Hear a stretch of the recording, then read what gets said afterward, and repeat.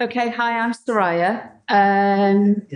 The title of my presentation is Imagine Fanon is in a psy-complex meeting on decolonising psychoanalysis. Just going to give 4 points just to contextualise what I'm about to say. All right? Yeah, which are important. First of all, although I'm talking about the psy-complex, and if people don't know what the psy-complex is, the psy-complex is really all the machinery, all the systems, the world around, kind of mental health psychologizing well-being, yeah, which includes psychology, psychoanalysis. So even though I'm asking you to imagine Fanon in a psy-complex meeting, what I'm going to be specifically referring to is a mode of the psy-complex, which is called group analysis. A bit like group therapy with psychoanalysis and in a kind of psychoanalytic framework. Group analysis is a particular form of therapy. So that's going to be my main focus. But everything I say could be applied to any meeting, any context of the psy-complex.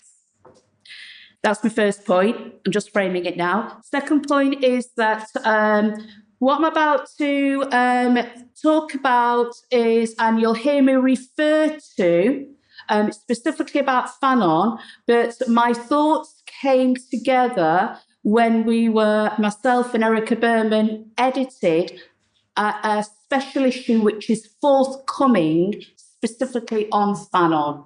Yeah? So you'll hear me throughout referring to some of those papers, a special issue on Fanon that is going to be coming out in June in the Journal of Group Analysis. And the provocations that I'm going to be kind of throwing out were part of my trying to write an introduction to this special edition. That's the second point.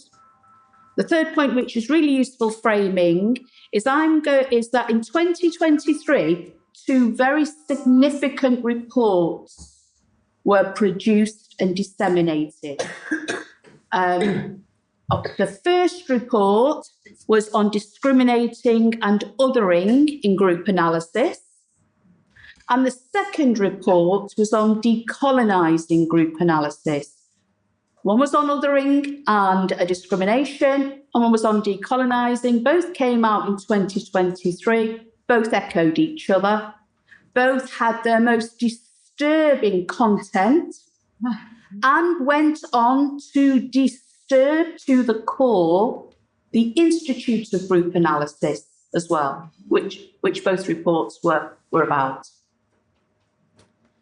The fourth point, before I'm going to read what I'm going to say in my speech, the fourth point is the imaginary scene. I'm imagining the imaginary scene of Fanon being in this meeting. The imaginary scene that I invite you to is word for word, action by action replicas of the scenes that I have, and possibly others, but I can only speak for myself, I have and continually find myself in, particularly in relation to decolonising.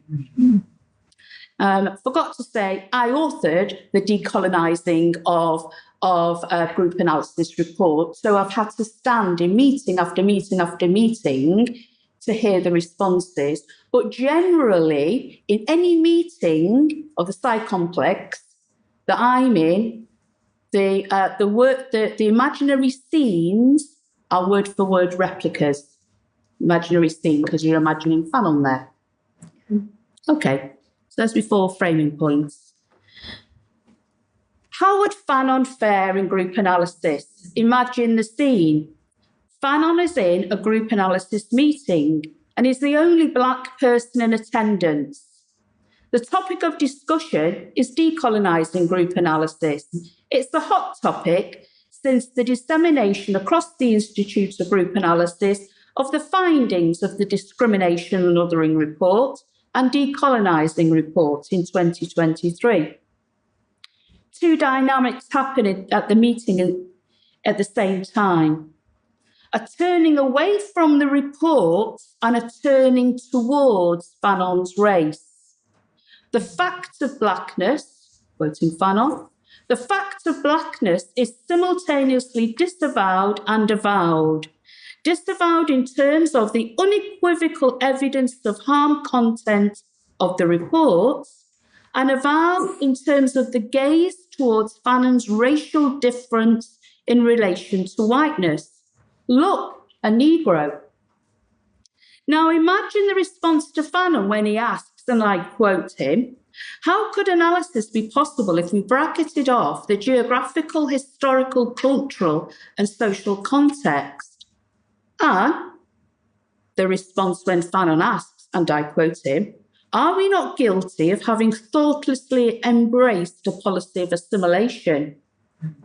Some responses to Fanon's questions that do not need to be imagined, for they are actually spoken and repeatedly spoken in group analytic meetings. I emphasise repeatedly here because that is the crucial strategy, repetition. Some of the responses that are actually there include, I'm scared of getting it wrong. Can you tell me how to do it? Why is this so uncomfortable for us? Let's not throw the baby out with the bathwater. Won't we lose our identity and essence of group analysis if we include all sorts of other stuff in? I don't understand the report. Too many long words, too academic, too intellectual, too much to digest. These responses are examples of, to quote Al-Saji, how colonialism permeates existence, structuring not only value, but also the norms of what counts as sense and nonsense. Alienation. Responses to the psy-complex of group analysis coalesce into Fanon's theorisation of alienation.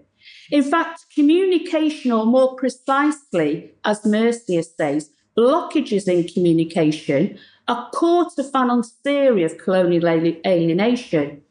I argue that psy-complex spaces of decolonisation become theatres of incommunicability.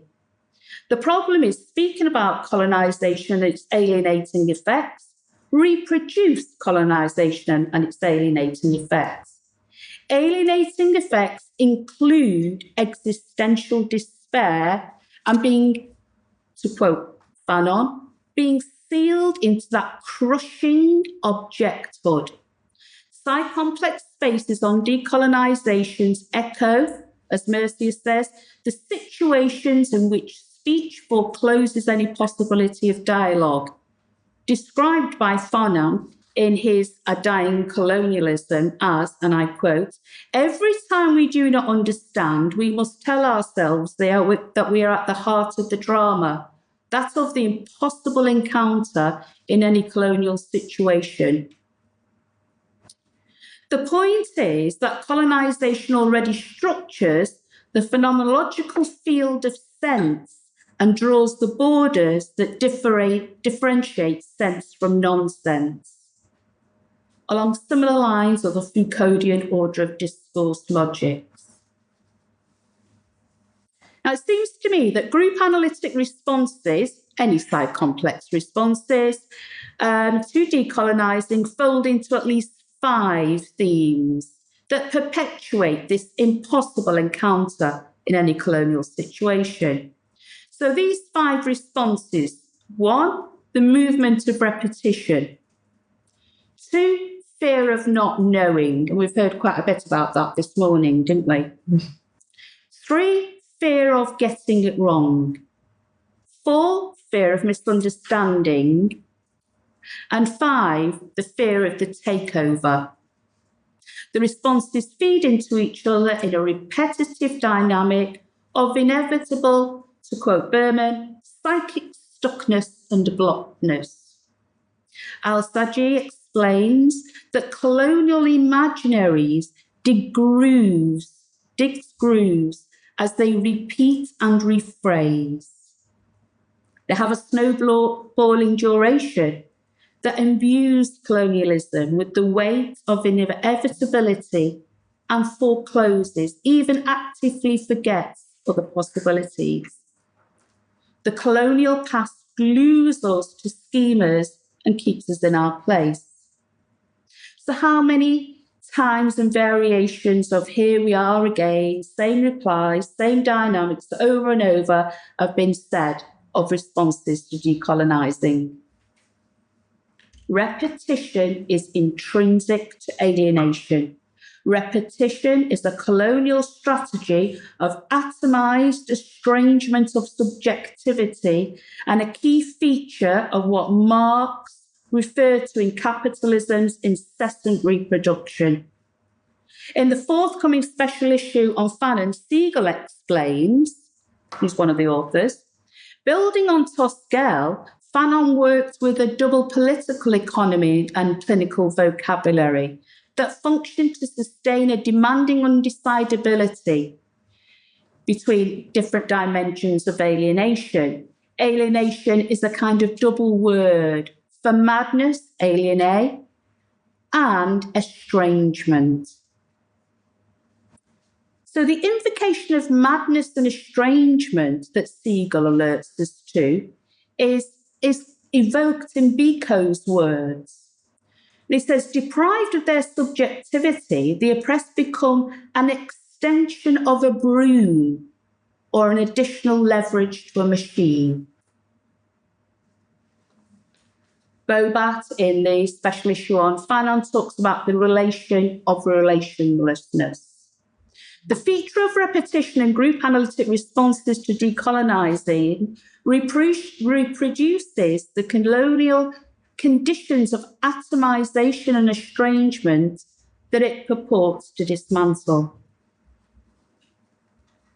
As for the fear of the takeover, Berman's paper in the forthcoming special edition explains that Fanon was clearly reflecting on what would be needed to enable the tool, not jettison the tool. On the matter of decolonising, the fear of the takeover response for group analysis in relation to the report that I wrote warrants curiosity, because nowhere in the report is there any mention of a takeover or a jettison. Actually, quite the opposite. Just heard, actually, on one of the previous speakers' slides, Enoch Powell's River of Blood speech, and one would be forgiven for the mirroring of that, yeah? The curiosity of the fear of takeover mirrors the discourse to national identity borders and resources, reminiscent of Powell's Rivers of Blood speech.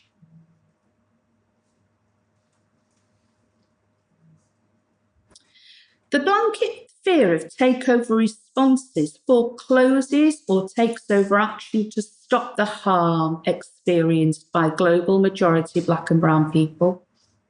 The fear of the takeover response to group analysis repeats the takeover and over again, reproducing the alienating effects.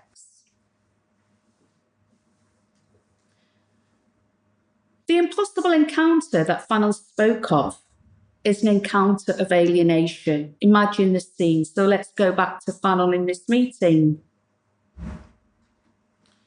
Fanon's in the meeting about decolonisation. Fanon cannot join in with the repeated responses of not knowing, not understanding, or getting it wrong, for he is the author of the decolonising text. Mm-hmm. The group analytic responses and the repetition of these responses to decolonising in general and to Fanon's text repeatedly position Fanon as an alienated outsider in the group, both in the fact of his blackness and in his exposure of the colonial borders, demarking sense from nonsense. Fanon is outside of the colonial field of sense, and repeatedly so. Fanon tries to track a coherent line of logic within the group, tracking incoherent, nonsense guises of not knowing, not understanding, and getting it wrong, tracking meanderings, tangential wanderings, watching the minutes of the meeting slip as the key issues are skirted around. Fanon's in a bind. He wants to belong to the analytic group, with his colleagues and institution, perhaps even become a training group analyst, but at what cost to his sense of subjectivity?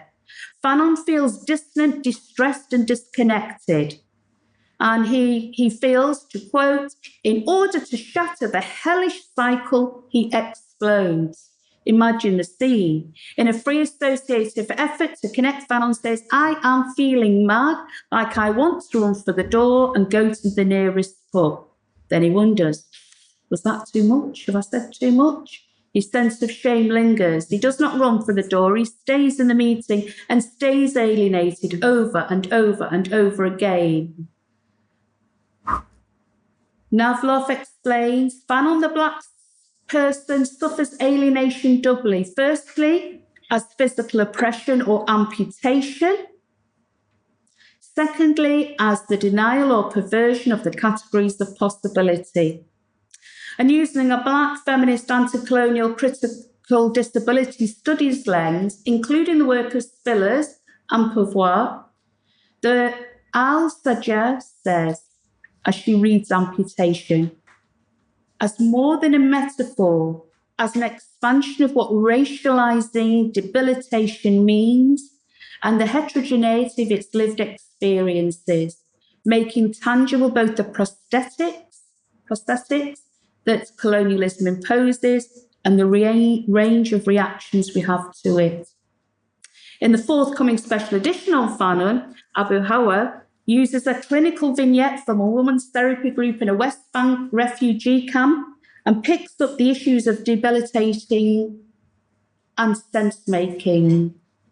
Abu Hawa explains, these are not isolated psychic wounds, but cumulative fractures across generations, ruptures that demand collective witnessing and collective sense-making.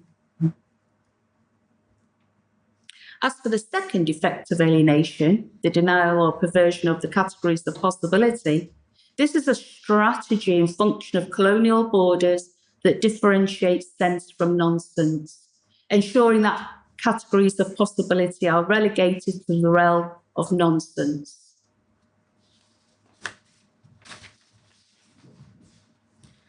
Just going to skip, I've got a whole bit here which absolutely resonates with what Artemis was saying this morning, where I refer to the aspects of entry into the Institute of Group Analysis as a training analyst, the kind of pinnacle. Yeah, you're there, you're a training analyst, and ask questions of that.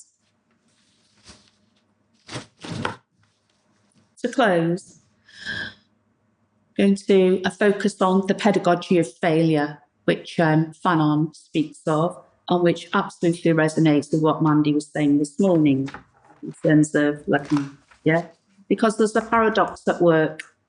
The same group analysts who know that failure, mistakes, and getting it wrong are necessary for therapeutic transformation are also the same group analysts who fear getting it wrong, fear not knowing, and fear misunderstanding when it comes to decolonising group analysis. In the special issue, Berman's paper, Why Fanon for Group Analysis Now, draws our attention to Fanon's pedagogy of failure as a model of reflexive institutional learning and change. Why Fanon for Group Analysis Now?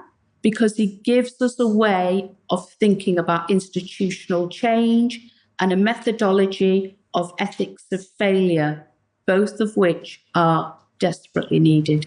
Thank you.